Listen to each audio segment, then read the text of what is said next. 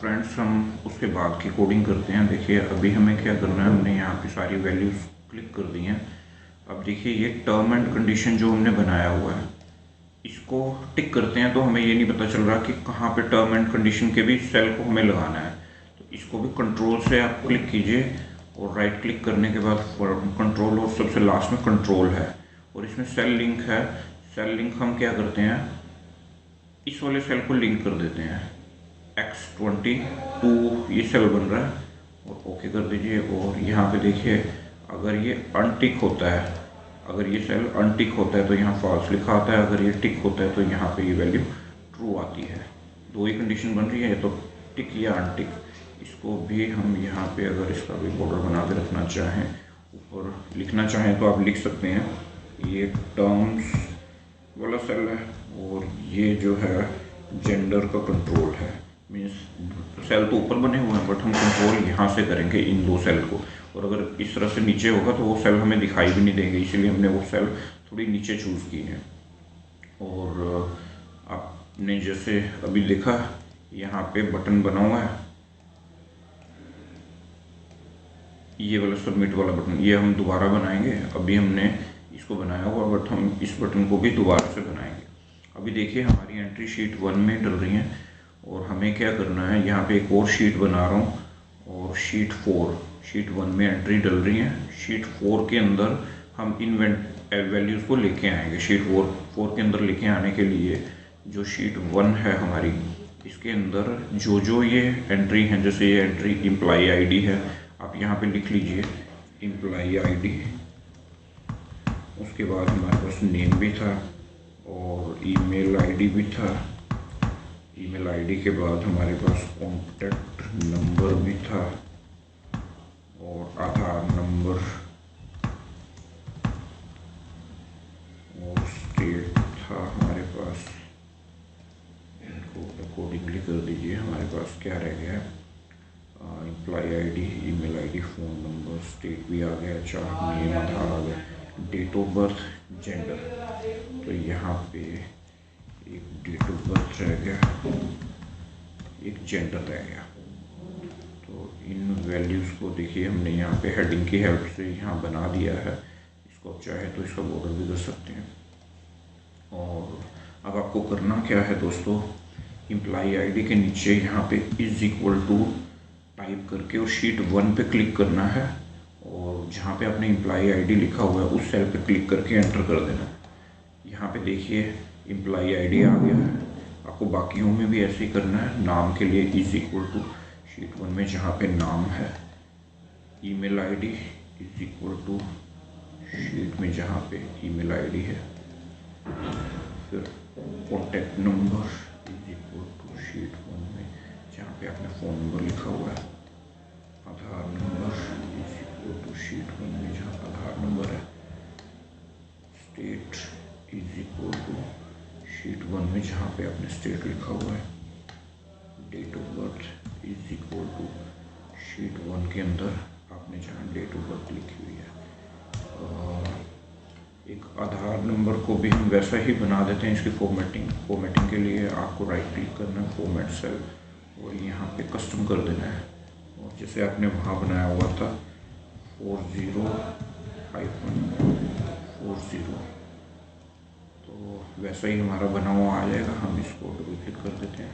और जेंडर के लिए दोस्तों हमें क्या करना है, अब शीट 1 में देखेंगे जेंडर मेल फीमेल किस सेल से कंट्रोल हो रहा है। हम क्लिक तो कर रहे हैं बट यहाँ वैल्यू चेंज हो रही है। जेंडर या तो 3 है या फिर 4 है। तो हमें क्या करना है, इसी सेल को लेना है शीट 4 में इज इक्वल टू शीट 1 और ये वाला सेल, एंटर।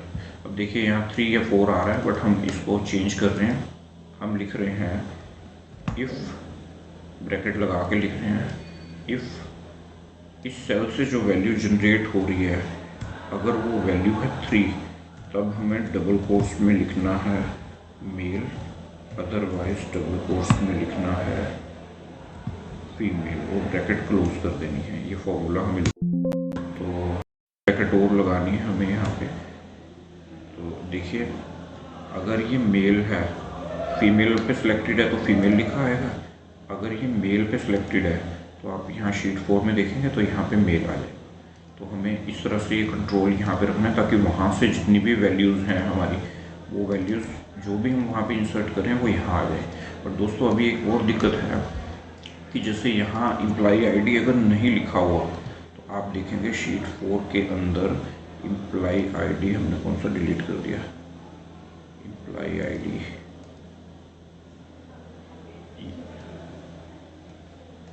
हाँ ये देखिए यहाँ देखेंगे अगर आप तो एम्प्लॉई आईडी यहाँ क्या आ रहा है, 0 आ रहा है। अगर कोई वैल्यू नहीं है तो यहाँ 0 आ रहा है, तो हमें यहाँ 0 नहीं चाहिए। जैसे आप अगर नाम में भी देखेंगे यहाँ अगर नाम नहीं है तो शीट 4 में यहाँ 0 आ रहा है, तो हमें 0 नहीं चाहिए, हमें ब्लैंक चाहिए। तो जैसे एम्प्लॉई आईडी में ये जो लिखा हुआ है शीट 1 और 2, इसको कॉपी कर लीजिए, राइट क्लिक करके कॉपी, और यहाँ पे फॉर्मूला लिखना है हमें। इफ़ अगर यहाँ से जो जनरेट वैल्यू हुई है वो ब्लैंक है तो यहाँ भी ब्लैंक ही आना चाहिए, डबल कोट शुरू और डबल कोट खत्म, नहीं तो यहाँ पे इसी फॉर्मूला को जो आपने कॉपी किया तो पेस्ट कर दीजिए, वही वैल्यू आनी चाहिए। तो देखिए अब यहाँ पे या तो वैल्यू खाली आएगी, और या अगर यहाँ पे एम्प्लॉई आईडी लिखा होगा तो ये एम्प्लॉई आईडी यहाँ पे आपको छप के मिल जाएगा। बाकी वैल्यूज़ के लिए भी हमें ऐसे ही कर देना है, इसको कॉपी करते जाना है और फॉर्मूला में कन्वर्ट करते जाना है। If this value is equal to blank तो हमारी वैल्यू पे ब्लैंक, नहीं तो यही formula control C control V से हम कर रहे हैं, ऐसे ही इसको भी कर लीजिए। और बाकी जो वैल्यूज होंगी उनको भी हम ऐसे ही कर लेंगे। इफ़ लगाना है, if this value is equal to blank तो वैल्यू ब्लैंक ही है, नहीं तो यही वाला फॉर्मूला आ जाए। कॉन्टैक्ट नंबर में भी हमें ऐसे ही करना है, इसको कंट्रोल सी करना है और फॉर्मूला में कन्वर्ट कर देना है। If this value is equal to blank तो ब्लैंक है, नहीं तो यही फॉर्मूला आ जाए। तो लगे आधार नंबर, इसको कंट्रोल सी, इस value is equal to blank तो ब्लैंक ही आए, नहीं तो ये फॉर्मूला वाली वैल्यू आ जाए। स्टेट में भी ऐसे ही करेंगे दोस्तों, इसको कॉपी कीजिए। If this value is equal to blank तो ब्लैंक ही आना चाहिए, नहीं तो ये फॉर्मूला आना चाहिए। यहाँ इस वैल्यू को अगर आप देखेंगे, इसे भी कॉपी कर लीजिए और यहाँ पे आप लिख सकते हैं if this value is equal to blank तो ब्लैंक ही आना चाहिए, डबल कोट शुरू और डबल कोट खत्म, अदरवाइज ये फॉर्मूला आना चाहिए। तो अब आप देखोगे दोस्तों कि अगर यहाँ ये वैल्यू नहीं लिखी हुई, जैसे अगर हम इन वैल्यूज़ को डिलीट कर दें जो यहाँ पे वैल्यू गिवन है, तो हमारा यहाँ पे शीट 4 में कुछ फ़र्क नहीं पड़ेगा, 0 नहीं आएगा, वो वैल्यू हमारी कैसी आएगी, ब्लैंक आएगी। और अभी देखिए दोस्तों यहाँ मेल फीमेल तो रहेगा ही रहेगा, या तो मेल होगा या फीमेल होगा, तो इसको हम नहीं करेंगे। अभी देखिए यहाँ पे अगर हम यहाँ पे जितने सेल हैं, अगर हम इस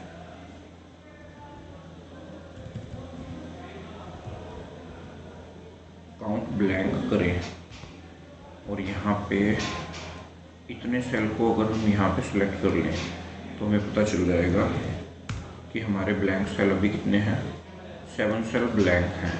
अगर देखिए यहाँ पे अगर हम यहाँ एम्प्लॉई आईडी लिख दें तो अभी जो सेल ब्लैंक रह गए हैं वो कितने ब्लैंक रह गए हैं, 6 सेल हमारे ब्लैंक रह गए। तो हमें यही फॉर्मूला चाहिए कि यहाँ पे कितने ब्लैंक हैं। अगर ये सारी वैल्यू फिल हो जाएं तो ब्लैंक कितने बचेंगे, कोई भी नहीं बचेगा, ब्लैंक 0 रह जाएंगे। तो उसी का हमें यूज़ करना है। हमें यहाँ पे जो ये अभी हमने ये बटन लगाया था, अभी मैं इस बटन को डिलीट कर रहा हूँ, दोबारा से बटन बना रहा हूँ, यहाँ पे बटन बना रहा हूँ। बटन बनाने के लिए इस सेल में मुझे लिखना है सबमिट लिखने के बाद आप चाहे तो इसको बोल्ड कर दीजिए, ऐसे लिखा नहीं दीजिए और इसके फ़ॉन्ट कलर को वाइट कर दीजिए। वाइट करने के बाद देखिए दोस्तों, यहाँ पे हमने वाइट कर दिया इसको। अब हमें करना क्या है, इसमें हमें होम पे जाना है इसको चेंज करने के लिए। होम पे जाके यहाँ कंडीशन ऑफ फॉर्मेटिंग है और यहाँ हाईलाइट सेल लिखा हुआ है, न्यू रूल पे क्लिक करना है और use a formula to determine which cell to format, इस पर क्लिक करना है और एक फॉर्मूला टाइप करना है। और फॉर्मूला क्या लिखना है, हमें यहाँ पे 2 फॉर्मूले लिखने हैं। एक तो क्या होना चाहिए कि हमारा यहाँ पे टिक लगा होना चाहिए टर्म एंड कंडीशन पे, तो हमारे फॉर्मूला एक से ज़्यादा हैं तो हम एंड बॉक्स लगा रहे हैं 2 फॉर्मूला के लिए कि यहाँ पे हमारा जो फर्स्ट फॉर्मूला है वो तो क्या होना चाहिए, टर्म एंड कंडीशन ट्रू होना चाहिए। ये वाला cell is equal to true लिखा होना चाहिए, डबल कोट्स में नहीं लिखना, हमें सिंपल लिखना है।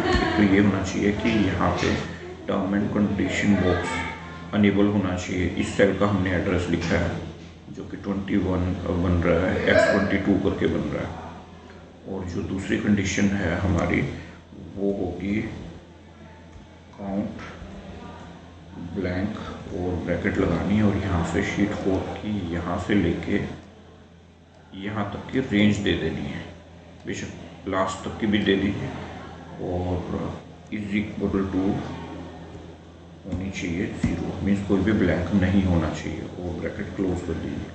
क्लोज करने के बाद हमें यहाँ पे फॉर्मेट लगाना है कि अगर कोई भी सेल ब्लैंक नहीं है और टर्म एंड कंडीशन पे भी लिखा हुआ है तो यहाँ पे फॉर्मेटिंग लगानी है हमें।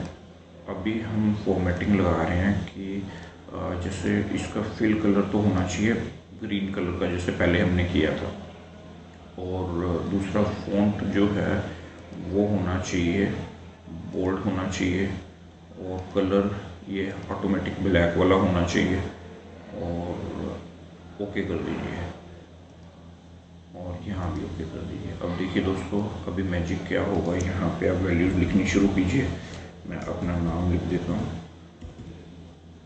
और आधार नंबर लिख देते हैं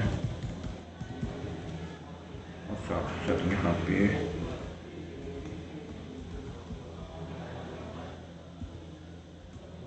आधार नंबर फ़ोन नंबर लिख देते हैं 10 डिजिट का, और डेट ऑफ बर्थ हम लिख देते हैं 1/1/1999।